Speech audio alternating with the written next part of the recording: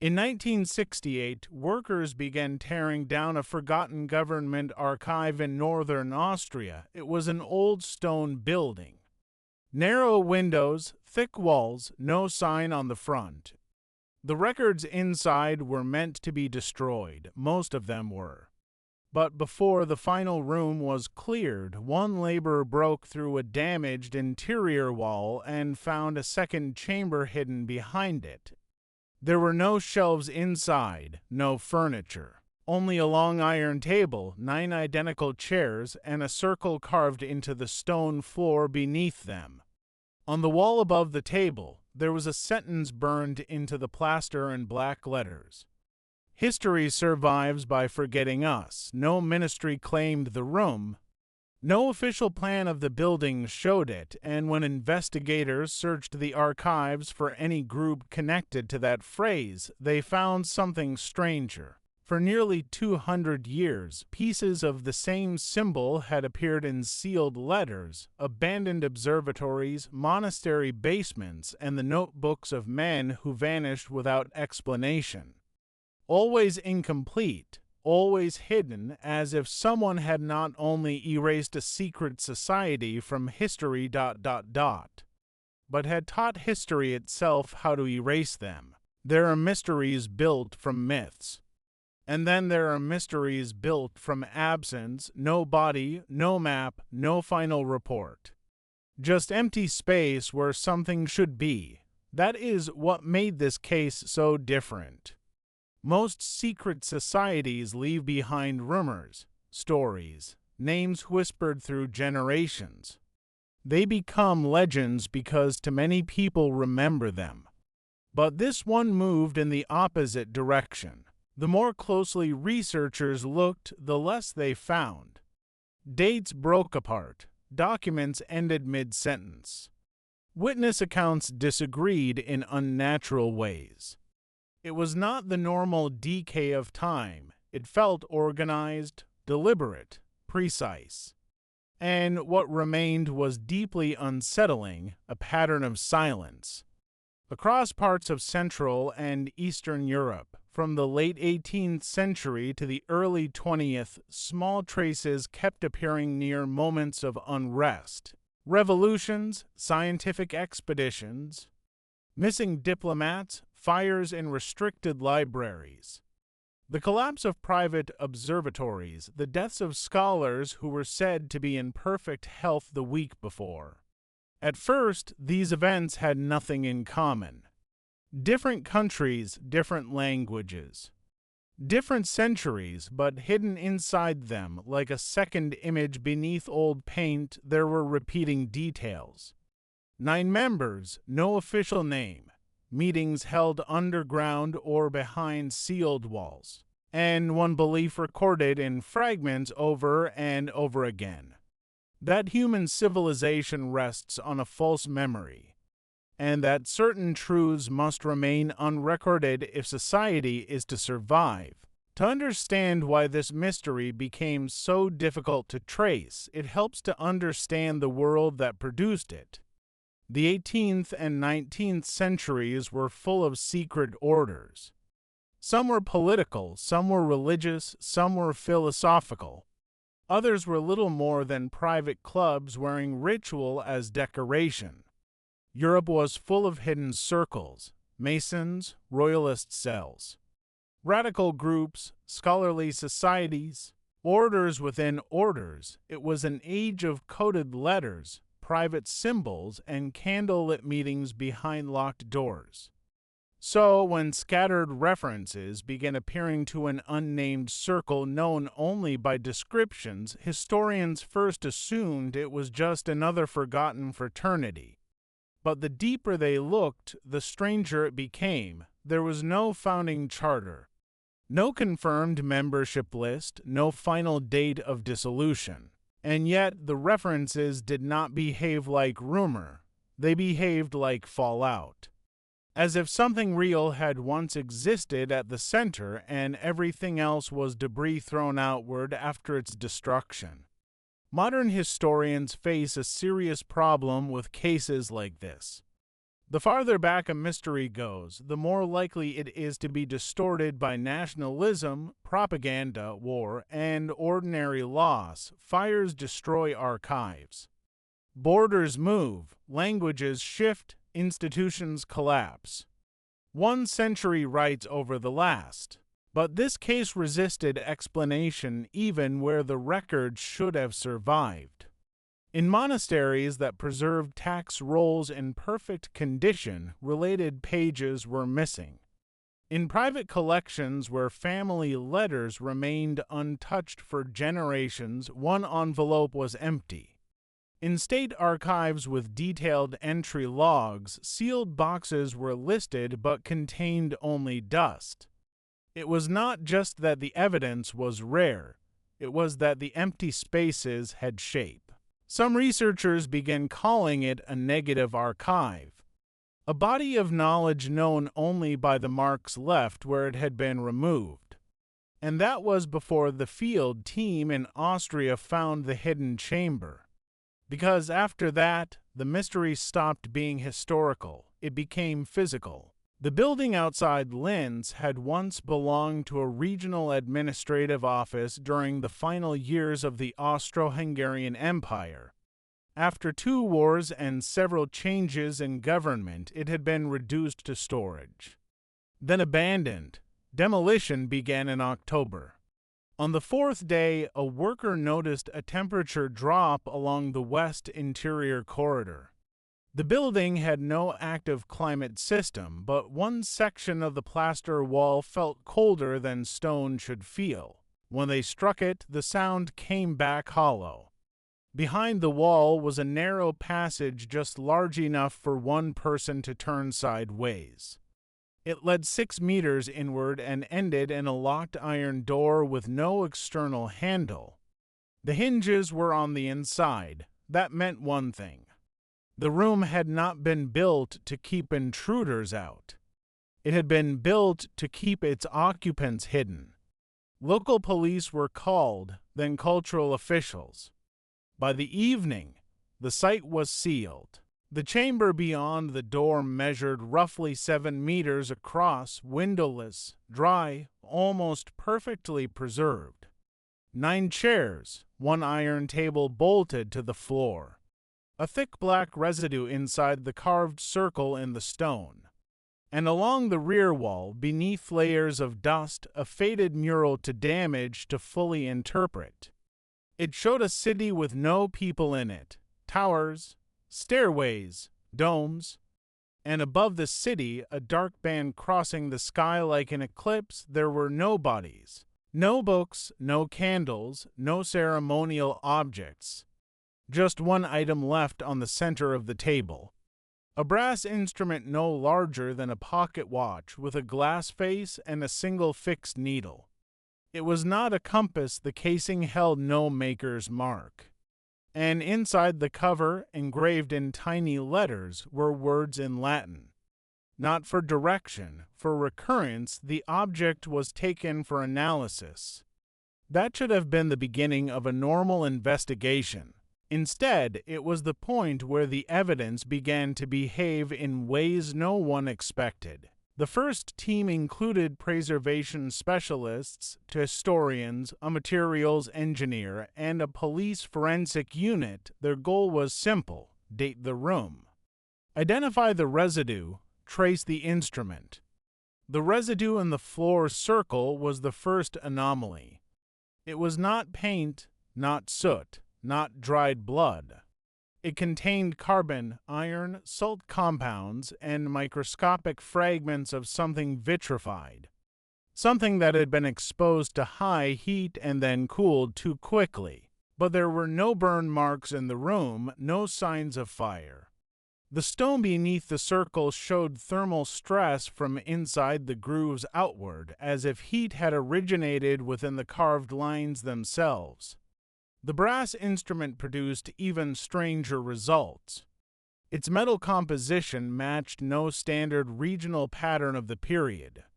The alloy contained common elements, but in unusual ratios, precision-made, hand-finished, old but difficult to date. When rotated, the needle did not align north. It did not react to magnets.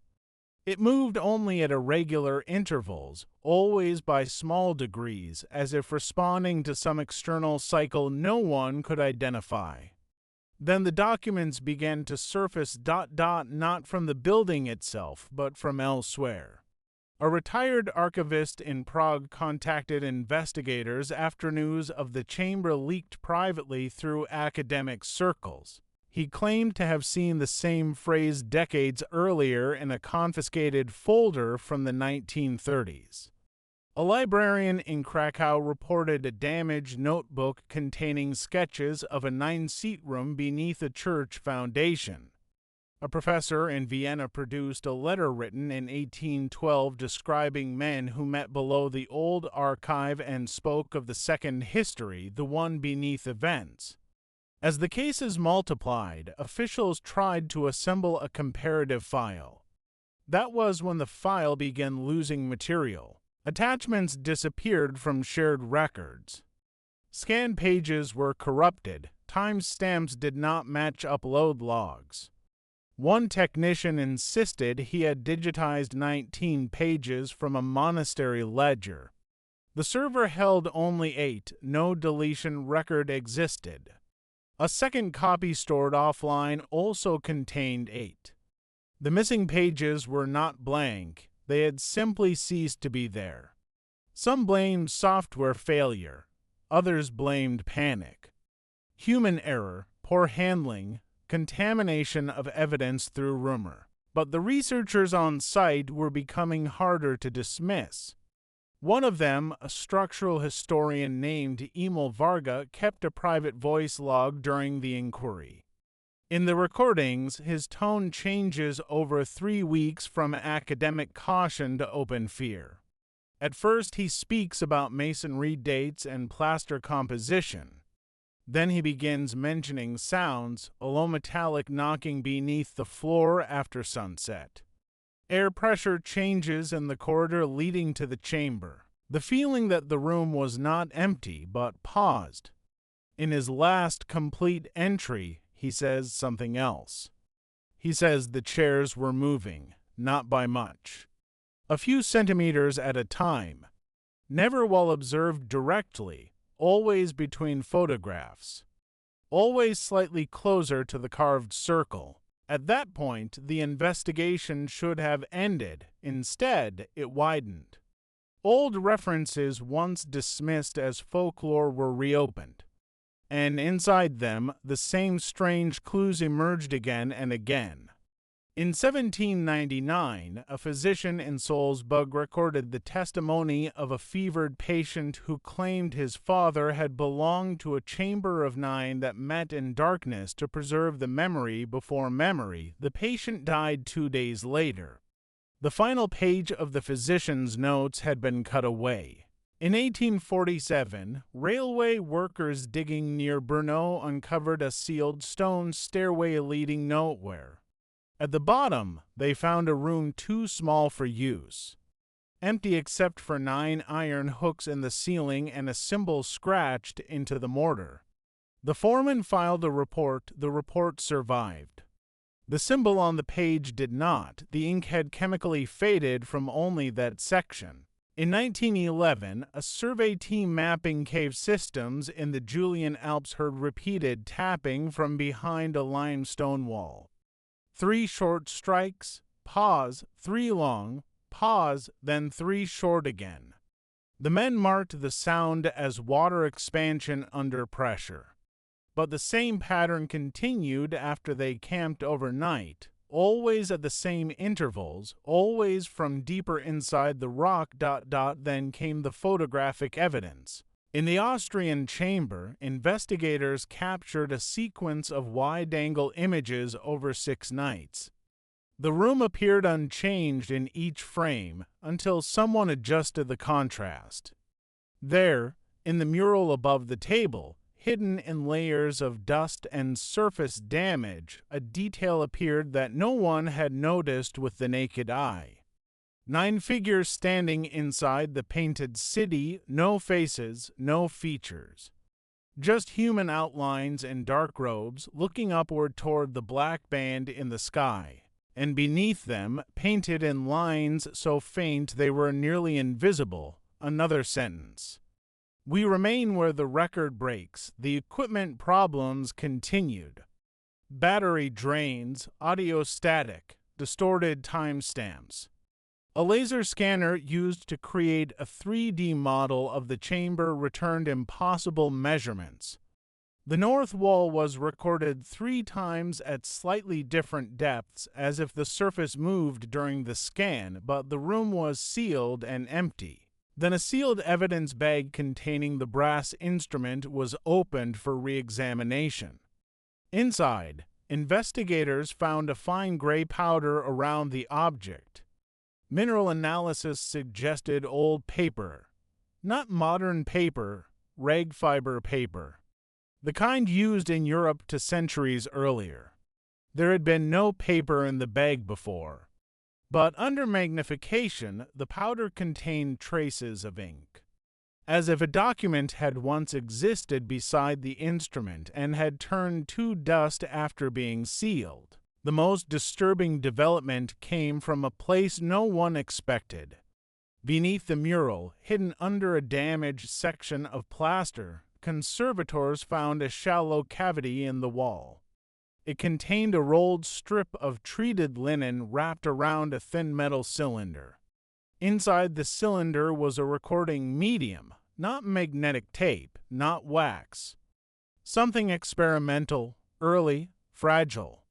It should not have existed in a chamber believed to be older than modern audio technology. Yet, after weeks of restoration, audio specialists extracted a faint signal. The first seconds were almost nothing. Static, mechanical hiss, then a room tone emerged. A closed space, stone echo, a chair scraping slowly across the floor.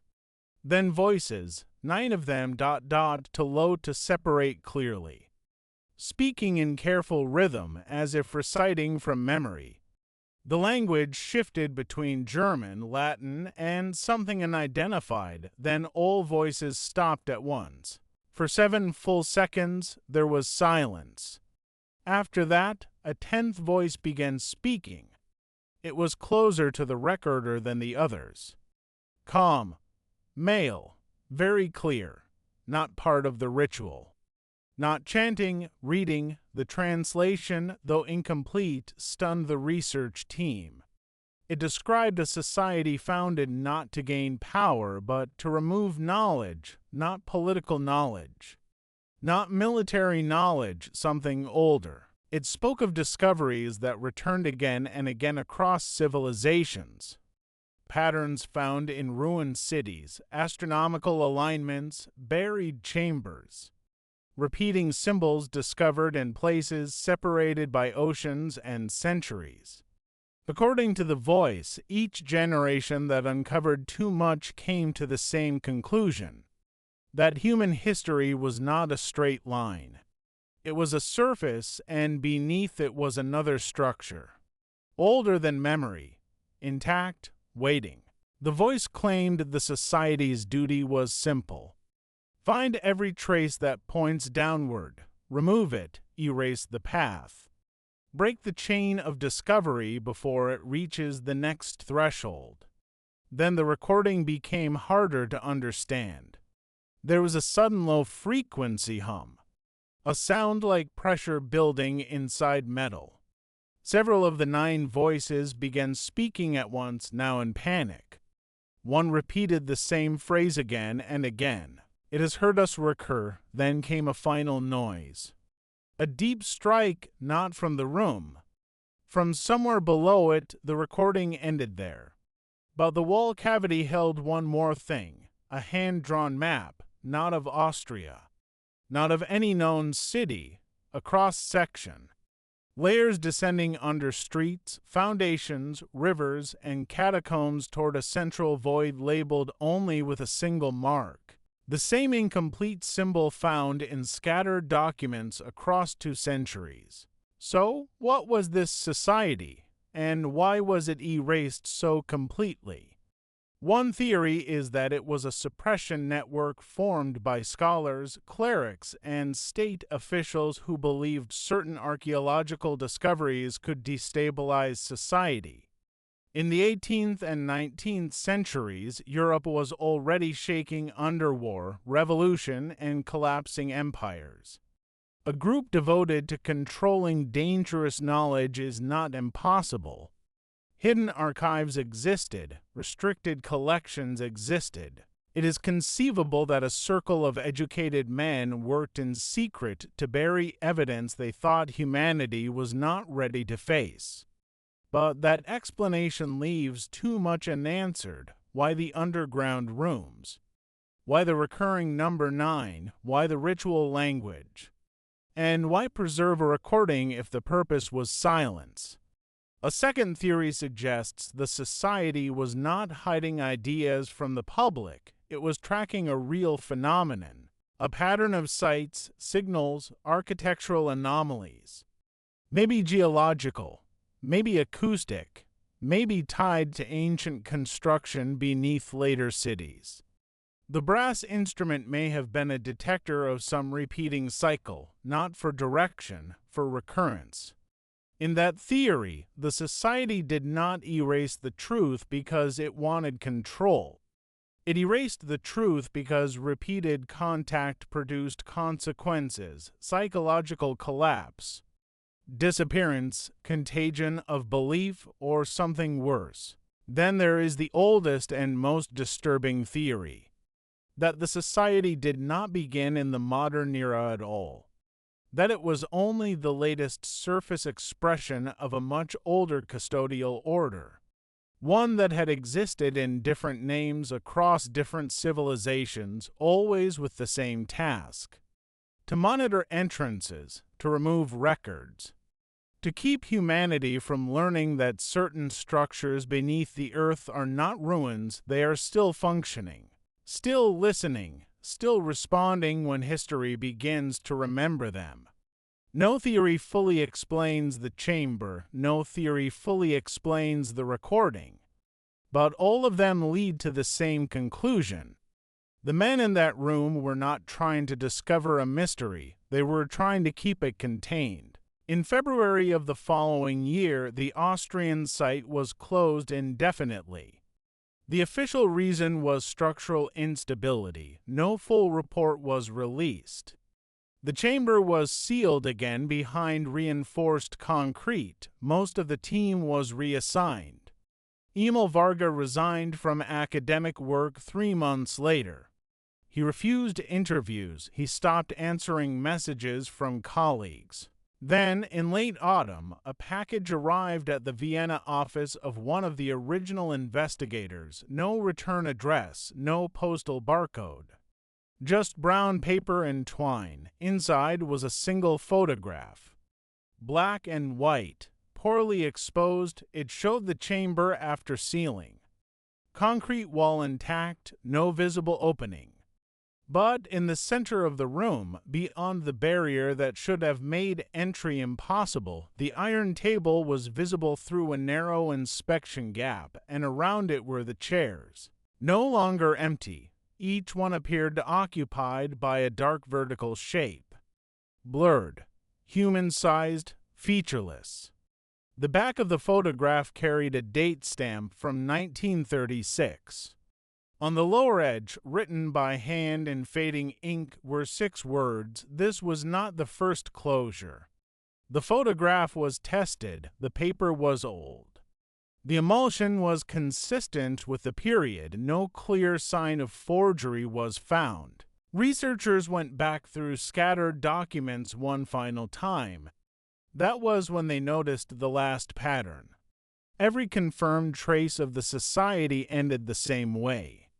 A bricked tunnel, a sealed room, a burned register, a missing page. A silence where the trail should continue, as if the group had never been destroyed, only buried. And beneath all of it, beneath the archives and chapels and foundations and ruined observatories, one possibility remained, that the rooms were not meeting places, they were watch posts. built above something no one wanted named, something old enough to survive the fall of nations, something patient enough to wait under stone for centuries. And if that is true, then the most terrifying part is not that a secret society was erased from history. It is that history may have erased them because they failed. If a hidden order spent centuries removing every trace of something buried beneath human civilization, what do you think they saw that made silence feel safer than truth?